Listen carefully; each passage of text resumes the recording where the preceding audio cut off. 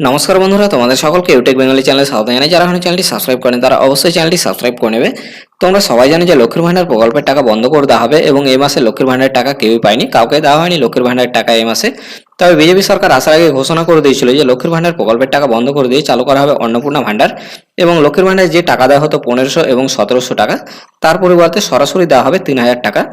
কারা কারা এই অন্নপূর্ণা ভান্ডারের সুবিধা পাবে এবং কি কি ডকুমেন্টস লাগবে আজকে আমরা বিশদে জেনে নেব। তো অন্নপূর্ণা ভান্ডারের ফর্ম ফিল আপ আশা করি এই মাসের মধ্যেই চালু হয়ে যাবে। অন্নপূর্ণা ভান্ডারে তোমাদের লক্ষ্মীর ভান্ডারের থেকে বেশি সুবিধা পাবে, কারণ লক্ষ্মীর ভান্ডারে দেওয়া হতো 1500 এবং 1700 টাকা এবং অন্নপূর্ণা ভান্ডারে পেয়ে যাবে 3000 টাকা।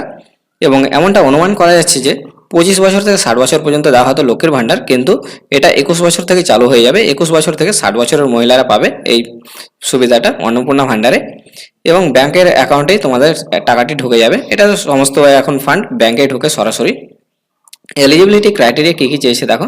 তো জেন্ডার অবশ্যই মহিলারাই পাবে, শুধুমাত্র মহিলারাই পাবে এই সুবিধা, পুরুষদের দেওয়া হবে না। পুরুষদের জন্য আরও একটি স্কিম চালু করবে, এটাও বলে দিয়েছে। তো রেসিডেন্সি অবশ্যই ওয়েস্ট বেঙ্গলের হতে হবে, শুধুমাত্র ওয়েস্ট বেঙ্গলের বাসিন্দারাই পাবে এই অন্নপূর্ণা ভান্ডারের সুবিধা। এবং এজ লিমিট যেটা বলেছে 21 বছর থেকে 60 বছর পর্যন্ত হতে হবে তোমাদের, তাহলে তোমরা পেয়ে যাবে এই অন্নপূর্ণা ভান্ডারের সুবিধা। ফিনান্সিয়াল স্ট্যাটাস বলেছে এখানে targeted at women from low and middle income household. তো যারা লো এবং মিডল ইনকাম যাদের আছে তারাই শুধুমাত্র এই সুবিধা পাবে।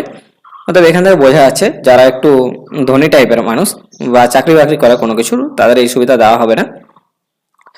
ফর্ম ফিল আপের জন্য তোমাদের কী কী ডকুমেন্টস লাগবে, মানে এই স্কিমের জন্য তোমাদের কী কী ডকুমেন্টসের প্রয়োজন হবে একটু দেখে নাও।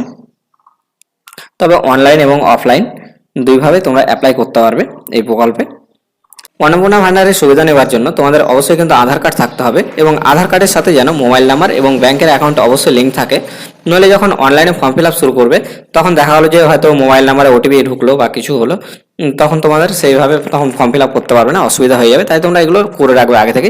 আধার কার্ডের সঙ্গে মোবাইল নাম্বার এবং ব্যাংকের অ্যাকাউন্ট অবশ্যই লিঙ্ক করে রাখবে, নইলে অ্যামাউন্ট পেতে তোমাদের অসুবিধা হবে।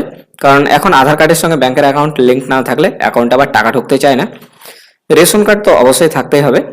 ব্যাংকের পাসবই, এটা তো থাকতে হবে ব্যাংকের পাসবুক। ডোমিসাইল সার্টিফিকেট, সেটা তোমরা পঞ্চায়েতে গিয়ে পেয়ে যাবে, পঞ্চায়েত থেকে প্রদান করে দেওয়া হবে তোমাদের domicile certificate. Caste certificate, caste certificate অবশ্যই যাদের আছে তারা অবশ্যই একটু বেশি বেনিফিট পেলেও পেয়ে যেতে পারো তোমরা।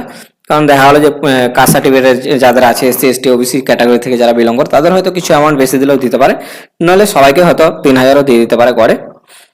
তো কাস্ট সার্টিফিকেট যাদের আছে তাদের ভালো সুবিধা হবে এবং যারা এখনো করতে পারোনি অথচ তোমরা এই ক্যাটাগরি থেকে বিলং করো, এইসব এসসি এসটি ওবিসি ক্যাটাগরি থেকে বিলং করো, তারা চাইলে একটু করে নেবে কাস্ট সার্টিফিকেট। যদি তোমাদের ফ্যামিলিতে কারো থেকে থাকে তাহলেই পারবে এটা করতে।